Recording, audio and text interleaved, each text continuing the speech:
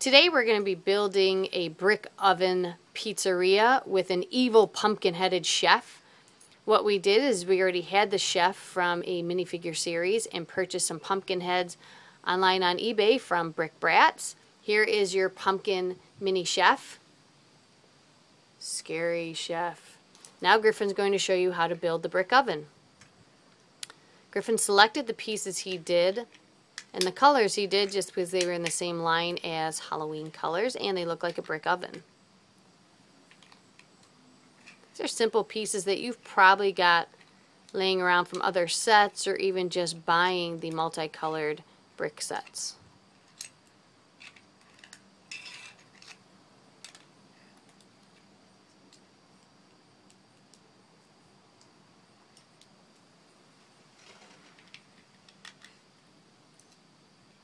The pizza actually came from the airplane set. And there you have it. Griffin's brick oven with his scary chef. Stay tuned for more sets.